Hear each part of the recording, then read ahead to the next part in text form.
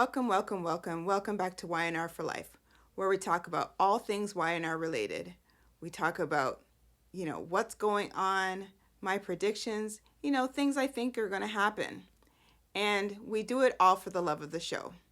If you are new to this channel, my question is, what took you so long to get here? And if you are returning, hey, what's up? Long time no see. So, it would be so kind of you if you like what you see and you like what you hear, that if you could hit that like and subscribe button and smash that bell notification so that you don't miss a single video that I post here on Y&R For Life. But, it's been one of those weeks where I thought I could break it down into 2 videos, but no can do. So much has happened. There was a lot of feel-good moments, a lot of reflection, and it's been a whirlwind once again of a week. So we'll see where this takes us. I actually have no notes. I'm kind of going by, what I remember, and just because, you'll see the way the week went. It was kind of focused on certain characters, and we're going to kind of go, character by character and, talk about what has happened. But you might be wondering why I'm wearing this white robe. Well, I'm not wearing the purple one because the purple one for me is when it's been sleepy. Like the episodes have been kind of sleepy. The purple blanket, it's like, let's just sit and spill that tea, have some popcorn, glass of wine, and get into it. But this one was kind of special.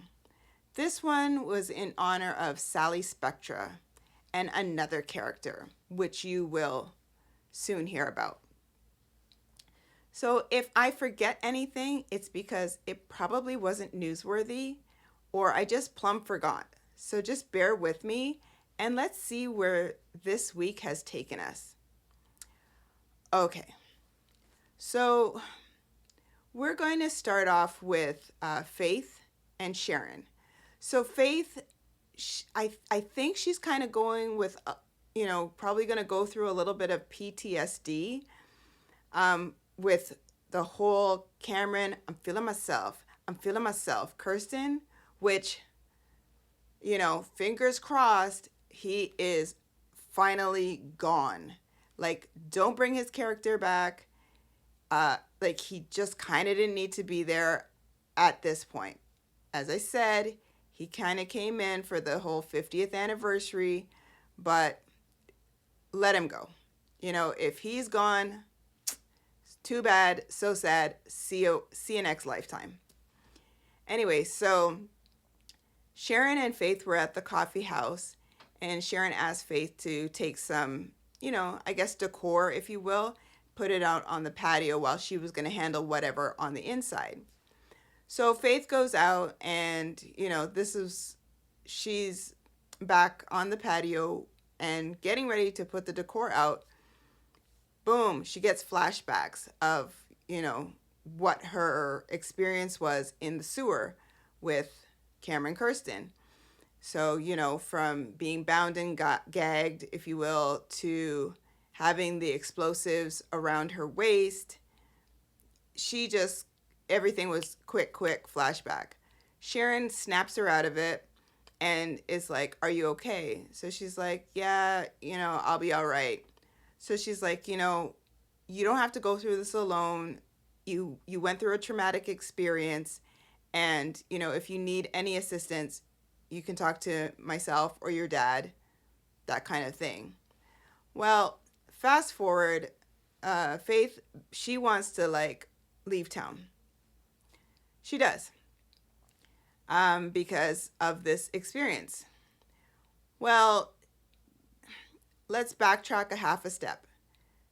Chance, Chance comes into the coffee house. He thinks, why are these two here? You guys should be on a break. You went through a traumatic experience, whatnot. So Sharon says to him, no, we both decided that it's best to kind of keep busy and kind of carry on like usual. We talked about it, and that's why we're here. So Faith offers him some sort of, specialty. I think they were scones or something like that, and said, thanks to you, I'm alive. Well, Chance is like, he's basically like, I didn't do too much, which, newsflash, Chance, you really didn't do too much. Okay, yeah, you got rid of the explosives, if you will, because of whatever training you had on the field. But I dare say Victor's team and on his chest, Nicholas, like he did the most. Like this guy was like the Energizer Bunny. He got a licking and kept on ticking. He found the bug. He punched Cameron out a good number of times. Finger pointing. Like he did the most. Chance, I don't know. Okay, I'll give you credit. As I said, you got Faith free, but yeah, I guess you're just fessing up. You really didn't do too much in the grand scheme of things. But they don't blame him. They said, yeah, you did what you can. Sharon basically says to Chance, you did a great job. Don't sell yourself short, that kind of thing. So, like I said, like that was whatever that was. And as I said, Faith, she wants to, tally ho and leave town. And I'm thinking, okay, are you going to get rid of like all these young characters? Like she's going to go. We haven't seen Johnny too much anymore. Forget Katie. Like she's going to be a grown person working at Newman before you know it. Like the only one we kind of see a little bit more of is Connor, which again, that child has an attitude problem, but I digress. And yeah, you got rid of Noah and Allie. Moses, he's out. Charlie and Maddie, they gone. So you just gonna leave it with the adults here? Again, that's just my thought process. Total thought process. But anyway, let's move along. So we're going to talk about Sally Spectra. And again, I am paying homage to her. Side note, I just learned her and I share the same birthday. That's so cool. Has nothing to do with the show, people, but I just found this out. So it was kind of cool. Anyway, maybe that's why I feel like a connection to her somehow. It is what it is. But as you probably know by now, she lost the baby. Her and Adam, the baby is no longer. Backstory, she ended up with the preeclampsia had just kind of went full gear. She ended up in the hospital, writhing in pain.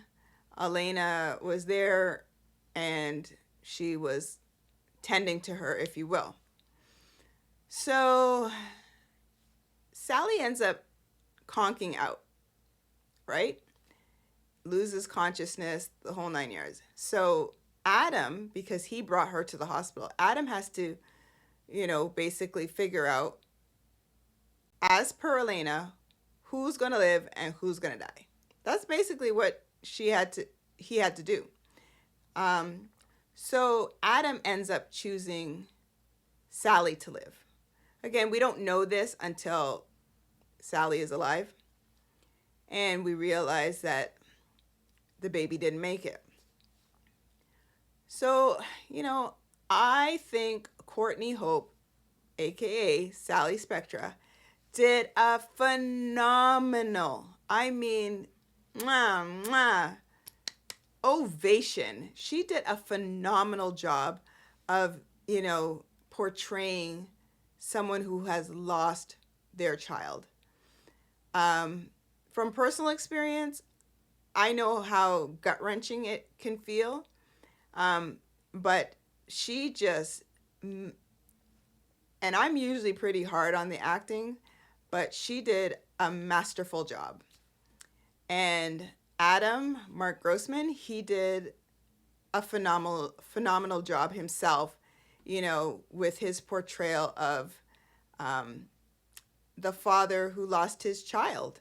Especially it was a baby girl. Like he has sons, and now he doesn't even have that baby girl. So Sally blames Adam and says, like, why didn't you fight for our child? Why would you save me? Why not our child? Well, he's like, I love you. And really, in theory, even if I had told them to save the baby, that doesn't necessarily mean that the baby was going to live. Like, it was like a real slim chance because the child was already undeveloped. Like, not undeveloped, underdeveloped, sorry. So, like, why would I risk that? And because I love you as much as I do, and that's not changing, I figure even if you never had another child with me, at least you would have an opportunity to have another child with whomever. Well, she is still not letting up. She is still like, you know, I don't like you, get away from me, that kind of thing. She welcomes Nick, who is now kind of toggling his time, and he's kind of being there with her and for her. And she welcomes that, but poor Adam is like off by his lonesome.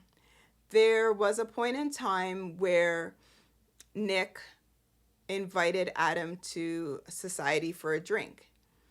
And I will sit back, and on his chest, who wears almost like Jack, his heart on his sleeve, he embraced Adam.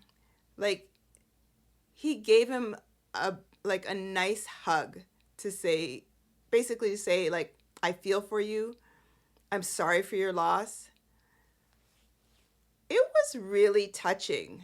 Like, I I felt that. So that's a testament to the acting. And of course, there are funny moments, throughout a week. But at the end of the day, when you have a point like that where it seems so real and you can relate, like it just takes it that that much higher. So again, um, right now, the way it stands, Adam feels alone. Um, and I get it. He's been like persona non grata.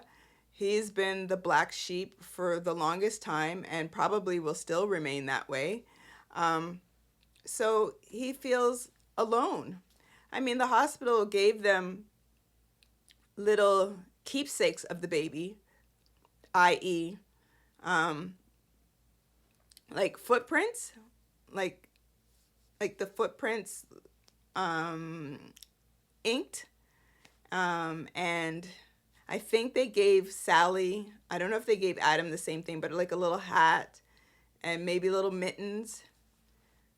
Boy, they were doing the most at that hospital because I never got any of that. But it was, people, I'm saying, like, for real, it was very touching. Okay, I don't want to end up crying, so let's move on. Just know that's what's current, and Sally has now, she's left the hospital.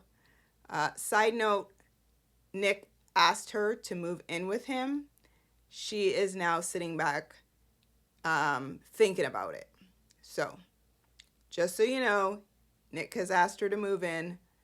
She's still thinking about it because she said it's a big decision. Okay, let's move along to Ashley. Not quite Tucker yet, but Ashley Jack, and Tracy. Okay, so Tracy, she was having lunch, if you will. I can't even remember the person's name. If anybody remembers it, you can, put that down in the comments. But she was having lunch with this person and basically talking about how her family, the Abbotts, are going through so much, and she's so tired of the animosity. It's too stressful. She can't take it. And basically this woman is like, look, you're in control. Deal with it. So Tracy ends up texting them all. So she texts Tracy, Jack, Billy, Ashley, and Kyle. Right. So Summer was there as well. Diane was there as well. So they all meet up at the Abbott house. And so then what ends up happening, Tracy says, respectfully, Summer and Diane, can I have a little bit of time with, my family? Jack's like, no, can do. Whatever, Diane is going to be a part of this family, so she's more than welcome to stay and what have you. So Tracy's like, okay, whatever. So she basically says her piece about she's so sick and tired of the animosity, like this is ruining their their relationships. The family is at loggerheads, and she just can't take it anymore. So then there was this whole reflection. This was pretty much most of the episode. This whole reflection of John Abbott and how he was there for each one of his kids, from Jack to Tracy, Ashley. He was there. Like, he was the patriarch of the family. So, you got to see things from the past, like little snippets and clips from the past with him interacting with his kids, which was nice. It was a nice change of pace. And by the end of the episode, it was Jack and Ashley, wondering, well, Jack anyway, wondering if they could move past all this animosity and just kind of, carry on. And Ashley was like, honestly, Jackie, I don't know if I can. So we know Ashley, she's stubborn like crazy. And that was like a feel good moment for the end of that show. And she is back up to her, hatred for Diane. Okay, we will get back to Ashley and Tucker, Laurel and Hardy that I call them, in a bit. So who are we going to talk about now? Let's see. Oh, right. How could I forget? Slaminate. This guy, and I say the same thing all the time. He is a piece of work. And Victoria, she is off her rocker. Okay. So we see that the two of them, again, their little romps here and there, like, I don't even want to talk about that. Ugh. So Victoria is hell-bent on having Nicholas, step down, if you will, a leave of absence from his COO position at Newman. She feels that he should have some time to get over, and process what has happened with Cameron, myself, Kirsten, and what happened with Sally Spectra. And, she just like, okay, Victoria, enough's enough. Call a spade a spade. You want to remove Nicholas. As much as you got him to come back, you want to remove him so you can bring your little boy toy in. Like, who by the way, has zero business experience. Can we just put that out there? Zero. This guy is like a mover and shaker and he has zero business experience. Hello, can we all do that if that's the case? Yeah, this does not impress me. And again, she looked a hot mess as usual. Like, can't even remember what she's wearing. I just know she looked a hot mess. But whatever. So Nikki, who I gotta say, they maybe they're doing some retro outfits for her and hairstyles, but she's looking like all kinds of Charlie's Angels, all kinds of Farrah Fawcett. Like her hair is looking on point.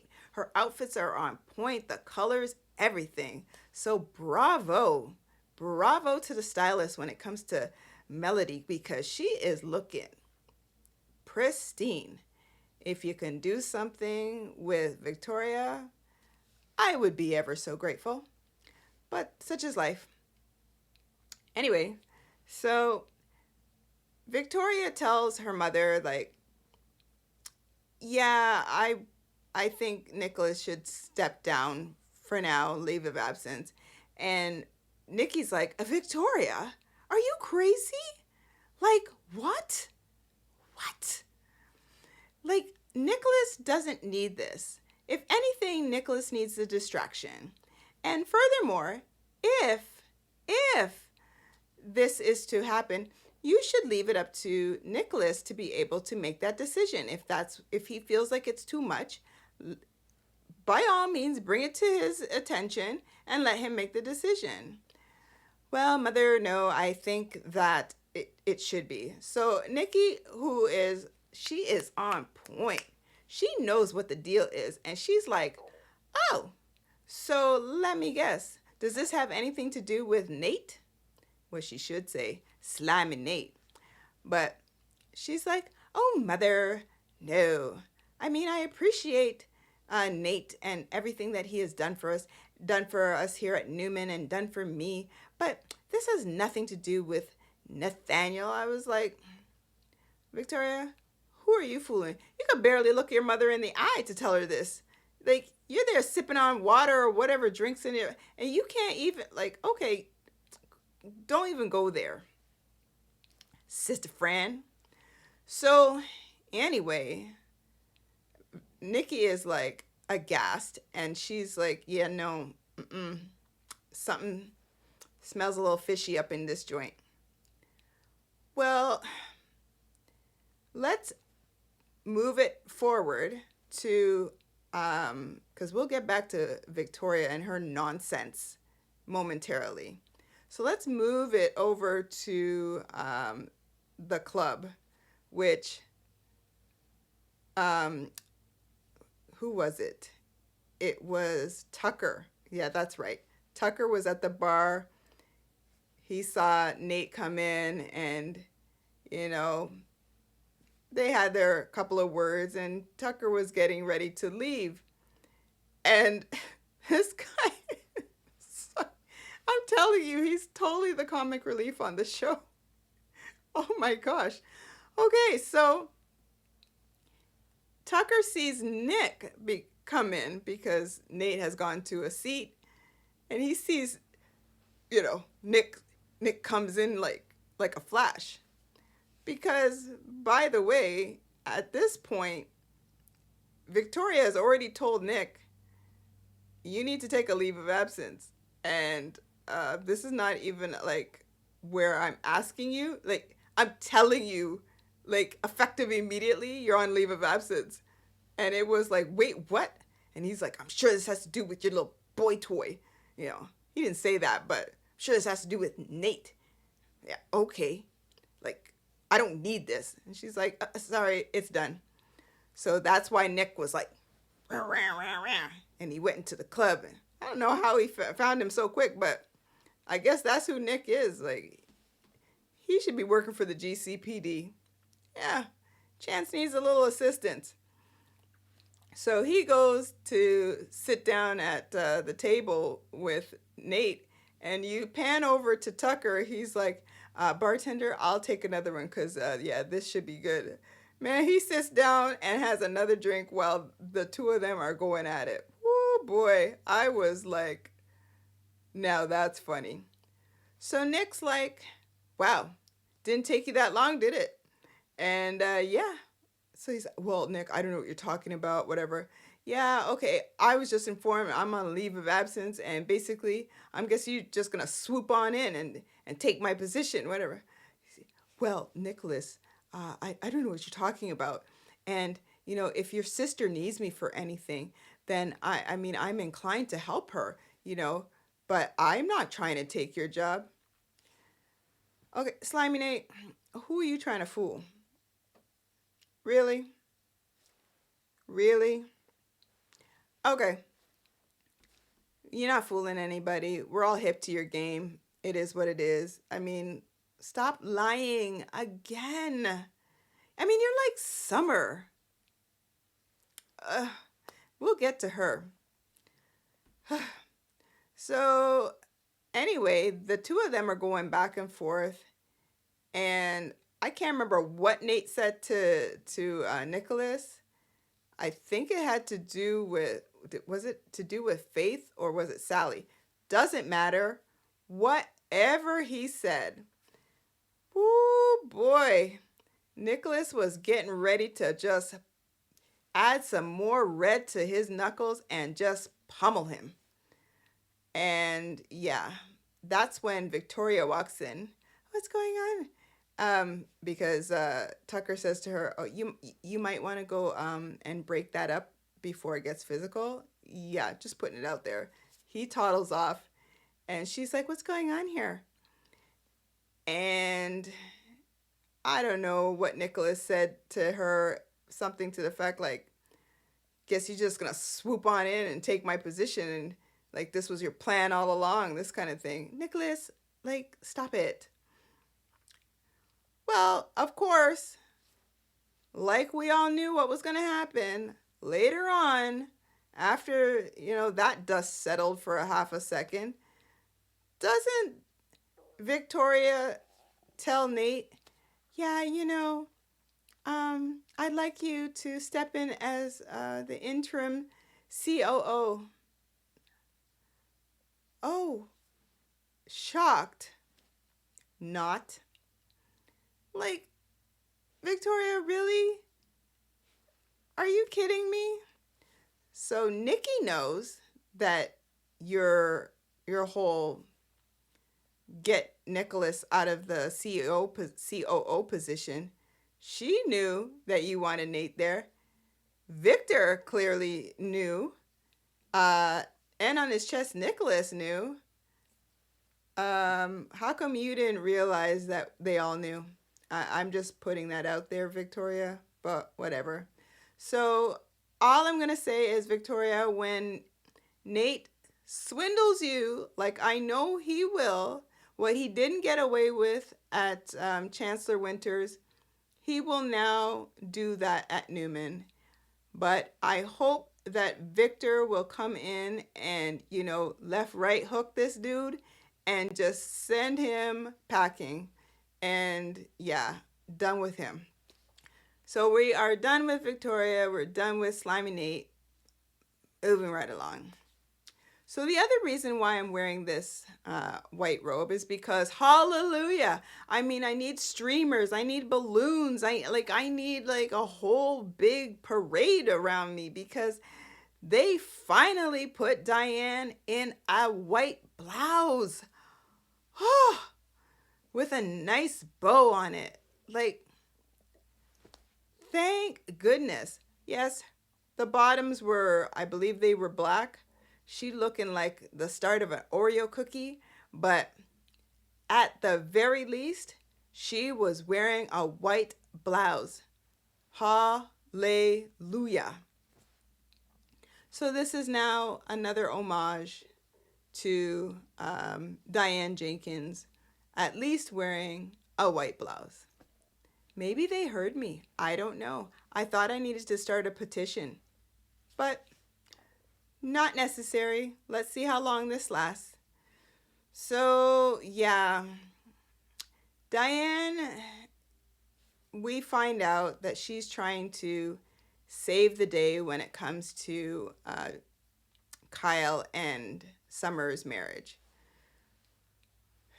It was kind of flip floppy, but at some point, she has this conversation with Kyle and Summer at Society about how little Harrison, um, for 3 nights in a row, he's woken up, boo hoo hoo, crying again. Harrison's gonna have hair down his back by the time we see him again.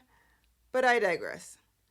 And Kyle's like, how come I don't even know about this? Like, when did this happen? Like, he seems fine every night. And she's like, yeah, he comes in, he wants to see his Dee Dee and say, that he's crying because mommy and daddy are, basically at loggerheads. I mean, she told a fib, if you will. So she confesses this to Jack, that she took things a little too far and she was only trying to help the marriage. Half a step back, Summer, who, side note, she looked good. Even though her brow was furrowed all the time, her outfit was on point. Her hair was looking real good. I wish her attitude would have matched up with the outfit, then it would have been a full win. But anyway, yeah, Kyle was like, anytime Summer was in his presence, he was like, I don't want to talk. Like, I can't do this, whatnot. So the only time they were kind of together was when they had this conversation with Diane at Society. And again, we didn't see it happen in real time because I thought, was I asleep? No, we didn't see it happen in real time. What we saw was Diane, when she was talking to Jack, she was reflecting on this conversation at Society with Summer and Kyle. Okay, well, we learned that Summer and Kyle storm off. Well, Kyle storms off first after he blames Summer during this meeting, saying, oh, I bet you knew about this and you didn't tell me. And she's like, I don't know what you're talking about. Ray. I mean, Summer, can you blame the man? He don't trust you. And all I'm going to say is it's going to take a miracle for the two of them to stay together. A miracle, really. Okay, so go back to the Abbott estate. Kyle he's taken off, gone back home, and Summer has clearly followed him, and she's looking winded, because every minute she's like, Kyle, oh my God, can you just stop and just talk to me? So we learned that Kyle was like, this is not working. It's just not working. Like, I can't even, I don't even have the capacity to forgive you. I can't do this. So anyway, we learned that Kyle basically wants a legal separation. Bye-bye, Summer. Bye-bye. I mean, I still can't forget or really forgive Kyle for what he did to Lola. Yeah, that was kind of, that was savage. But I also understand where he's coming from where it comes to Summer. And yes, Summer is consistently using, what would you have done if you were in my position? And then she, like a fool, she ends up saying to him, like, well, what my mom did was not even nearly as bad as what your mom did. Oh my Lord. Okay, let's just roll up the sleeves, pull off the earrings, okay, let's do this. You talk about my mama? Yeah, that wasn't going to go over very well. So I don't know what got in her head that she was going to try and pull that nonsense. But yeah, she's like, I'm already living in the Pools house. So I think he wants her gone, like off the property, period. So we're going to talk about one more thing. And yeah, we're going to talk about Audra Charles, who, by the way, as I said before, she just pops up. She, like, wherever the spirit moves her, she just happens to be at the right place at the right time. So she had one moment when she was talking to Adam this week, and Adam's like, basically, do I know you? And he just kind of just fluffed her off. And Tucker helped that along the way, so he just, again, fluffed her off. So she ends up back with Kyle at Neil's Jazz Lounge. And the two of them, like, she's there trying to act all seductive. She bothers me. I like, get her off the show. She is nothing but trouble. Trouble. Like, I don't even see any sort of good qualities where she's concerned. Be gone, Audra, because you are a big time troublemaker. And if I was a betting girl, yeah, her and Kyle are gonna be like hitting the skins very soon, probably this week. And I said, Kyle, be very, very careful about Audra Charles, because Audra is just up to her own devices. So the two of them share, they have a drink, and yeah, it's going to be interesting. I forgot one thing. Ashley and Tucker, they are talking.